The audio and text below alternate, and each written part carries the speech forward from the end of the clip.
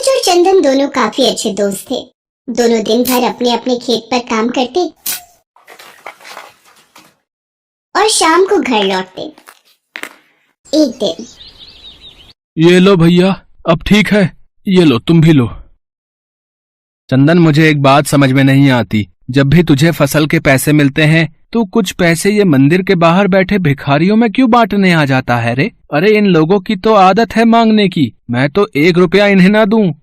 सूरज, मुझे पता है मैं खुद इतना अमीर नहीं कि इन लोगों के लिए ज्यादा कुछ कर सकूं, पर 20-30 रुपए भी यदि मैं इन्हें अपनी कमाई में से दे देता हूं तो मुझे बहुत सुकून मिलता है रे। और शास्त्रों में भी कहा गया है कि अपनी कमाई का कुछ हिस्सा दान करने से घर में बरकत रहती है। जिस दिन कभी भगवान ने चाहा कि मेरी कमाई ज्यादा होगी तो मैं ज्यादा दान करूंगा।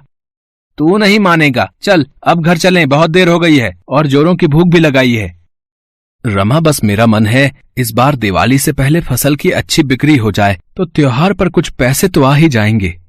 आप चिंता मत करो, आप इतनी मेहनत करते हो तो उसका फल आपको जरूर मिलेगा। बापू, मुझे इस बार दिवाली पर बड़ी वाली फुलझड़ी दिलाओगे ना? बापू, मुझे भी बहुत सारे पटाखे लेने हैं। मेरे दोस्त संजू ने भी बहुत सारे पटाखे खरीदे हैं, रॉकेट, फिरकी, फुलझड़ी, बम, सब कुछ। हाँ हाँ मेरे बच्चों, मैं तुम्हें सब कुछ खरीदूंगा, नए कपड़े, मिठाई, बम, पटाखे, सब कुछ। इस तरह चंदन अपने बच्चों के साथ हंसी खुशी बातें कर रहा था। एक दिन, क्या हुआ चंदन, तू इतना मुंह लटकाए क्यों आ रहा है? पता नहीं सूरज, इस बार जो फसल उगाई थी उसके दाम बहुत गिर गए हैं रे। कैसे होगा सब कुछ इस बार? अगर सारी फसल बर्बाद हो जाएगी तो। मैं तुझसे कह रहा था कि तू वो फसल मत उगा, वो नहीं बिकेगी, पर तूने मेरी नहीं मानी। अब देख मेरी कितनी अच्छी बिक्री होगी। 4 दिन बाद दिवाली है, मेरी तो दिवाली आराम से बीतेगी। बेटा, मेरे घर में खाने को कुछ भी नहीं है। मेरा बेटा बीमार है, कुछ मदद कर दो ताकि अपने बेटे के लिए कुछ खाने का खरीद कर ले जा सकूं। अरे हट बुढ़िया सामने से, पता नहीं त्योहार आते नहीं ये लोग मांगना शुरू कर देते हैं। मैं तो 1 रुपया तुम भिखारियों को ना दूं। कोई बात नहीं बेटा, रहने दो, मैं कहीं और से मदद मांग लूंगी। अम्मा, मेरे पास ये 50 रुपए हैं, शायद इनसे तुम्हारी कुछ मदद हो जाए, ये रख लो। जीते रहो बेटा, माँ लक्ष्मी की कृपा तुम पर सदैव बनी रहे। तुम्हारा बहुत बहुत शुक्रिया बेटा। अब मैं इन रुपयों से अपने बच्चे को भोजन खरीद कर खिला सकती हूँ। बेटा, तुमने दिवाली के दिनों में मेरी सहायता की है, इसलिए मैं भी बदले में तुम्हें कुछ देना चाहती हूँ। ये कुछ गेहूं के दाने अपने खेतों में माँ लक्ष्मी का नाम लेकर फैला देना। माँ लक्ष्मी का आशीर्वाद तुम पर बना रहेगा बेटा। अरे ओ, तुझे इतना दानवीर कर्ण बनने का शौक क्यों है रे? है तेरी फसल नहीं बिकी, आगे 4 दिन बाद दिवाली है, तेरे खुद के पास खाने को पैसे नहीं है और तू भिखारियों को रुपए बांट रहा है। ज्यादा फालतू उड़ाने का शौक है तुझे, और बदले में मिला क्या? 4 गेहूं के दाने। है सूरज, मेरी जेब में रुपए ना होते तो शायद मैं भी नहीं दे पाता, पर इस वक्त एक बूढ़ी अम्मा को पैसों की जरूरत थी और मेरी जेब में 50 रुपए रखे थे, इसलिए मैंने दे दिए। चंदन वो गेहूं के दाने अपनी जेब में रख लेता है और दोनों घर वापस आ जाते हैं। उधर वो बुढ़िया अपने असली रूप में आ जाती है। देवी लक्ष्मी, दिवाली के समीप आने पर पृथ्वी लोक में आपके स्वागत की तैयारियां शुरू हो गई हैं। स्वामी, दिवाली पूजन के दिनों में मेरे सच्चे भक्त अनन्य बार मेरा नाम पुकारते हैं और गरीब बेसहारा लोगों के बारे में जिनके भी मन में दयालुता होती है, उन भक्तों के भंडार भरना मेरा कर्तव्य बन जाता है। दिवाली उत्सव के दिनों में भक्त अपनी भक्ति का प्रमाण देते हैं और मैं अपने भगवान होने का, इसलिए भक्तों की परीक्षा लेना भी मेरा कर्तव्य बन जाता है। देवी लक्ष्मी, ये तो सत्य है, जिस मनुष्य पर भी आपकी कृपा हो जाए वो धन धान्य वैभव से परिपूर्ण हो जाता है और दरिद्रता उसे छू नहीं पाती, और ये उन्हीं के भाग्य में लिखा होता है जो मन से साफ और सच्चे होते हैं। रमा, मेरी फसल कोई भी नहीं खरीदेगा। मुझे कुछ समझ में नहीं आ रहा है, मैं इस दिवाली पर क्या करूँगा? बच्चों की इच्छाओं को कैसे पूरा करूँगा? निराश मत हो जी, अभी दिवाली को 4 दिन बाकी हैं, कोई ना कोई ग्राहक जरूर मिल जाएगा। रमा, मैं जरा खेत का चक्कर लगा कर आता हूँ, ठीक है? चंदन खेत पर चला जाता है। तभी उसे याद आता है कि उसे बूढ़ी अम्मा ने गेहूं के दाने दिए थे। वो खेत में उन दानों को माँ लक्ष्मी का नाम लेकर फैला देता है और घर आ जाता है।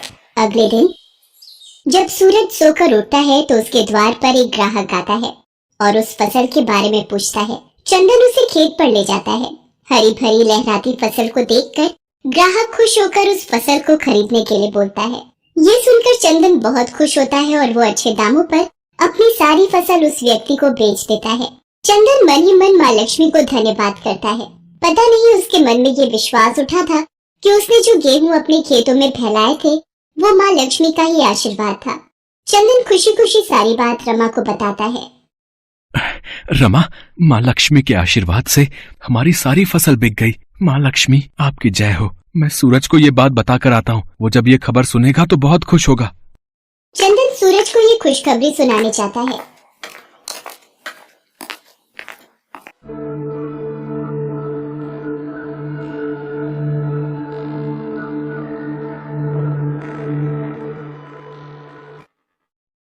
अरे सूरज, क्या हुआ? उदास क्यों बैठा है? चंदन, मैंने अपनी जिस फसल का सौदा किया था उसमें कीड़ा लग गया रे। इस कारण ग्राहक ने वो फसल वापस कर दी। मेरा हजारों का नुकसान हो गया। समझ में नहीं आ रहा ये कीड़ा कैसे लग गया। कोई बात नहीं सूरज, तू इतनी चिंता मत कर, मैं तेरे साथ हूँ। तुझे कोई भी परेशानी हो या रुपयों की जरूरत हो तो मुझे बता देना, और दिवाली का त्योहार हम दोनों परिवार एक साथ मनाएंगे। तू परेशान मत हो। चंदन सूरज को बताता है कि उसकी सारी फसल अच्छे दामों में बिक गई है।